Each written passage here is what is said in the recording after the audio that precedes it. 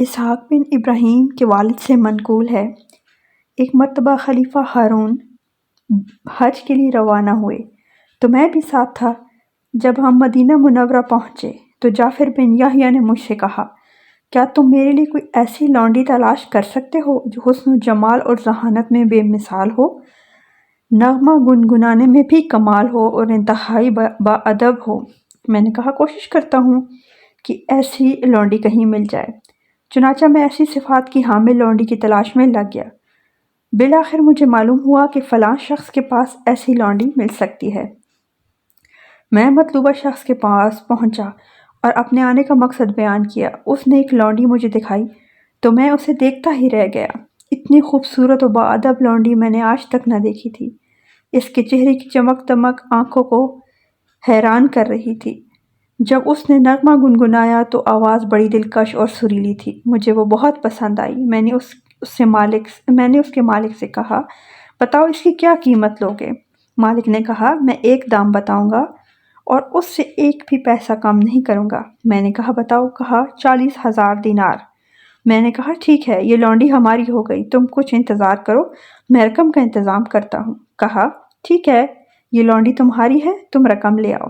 چنانچہ میں جعفر بن یحییٰ کے پاس آیا اور کہا، جیسی لونڈی آپ کو مطلوب تھی وہ مل گئی ہے، اس میں وہ تمام صفات ہیں جو آپ کو چاہیے تھی۔ وہ انتہائی حسین و جمیل ہے، سریلی آواز کی مالک ہے، بہترین رنگ و روپ والی اور انتہائی باادب ہے۔ میں سودا طے کر آیا ہوں، آپ مزدوروں کو حکم دے کے رقم اٹھائیں۔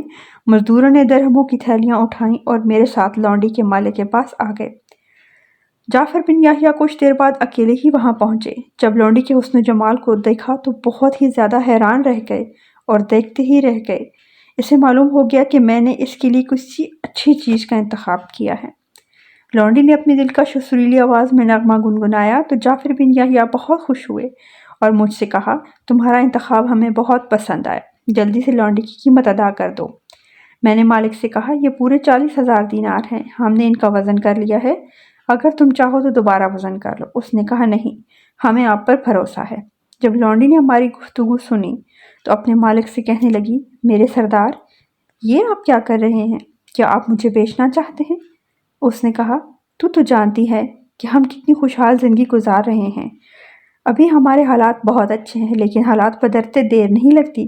اگر ہم پر تنگی کے دن آ گئے تو کیا بنے گا؟ تو میں کسی کے سامنے کبھی بھی ہاتھ نہیں پھیلا سکتا۔ لہٰذا حالات کے پیش نظر میں نے یہی فیصلہ کیا کہ تمہیں کسی ایسے شخص کے ہاتھوں فروخت کر دوں جو تمہیں ہمیشہ خوش رکھے اور وہاں تمہاری تمام خواہشات پوری ہو سکیں۔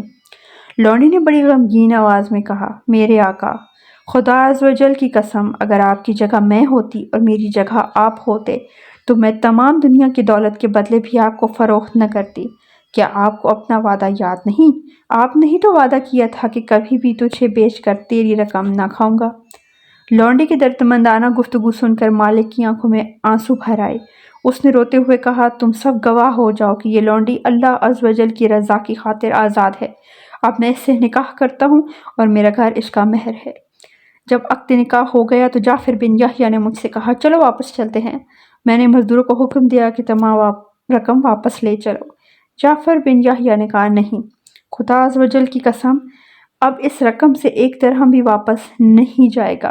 پھر لونڈی کے مالک کی طرف متوجہ ہو کر کہا، یہ تمام رقم تمہیں مبارک ہو، اس سے اپنی اور اپنی نئی منکوحہ کی ضروریات پوری کرو۔ یہ کہہ کر جعفر بن یحییٰ نے ہمیں ساتھ لیا اور 40,000 دینار بھی وہیں چھوڑ کر وطن واپس آ گئے۔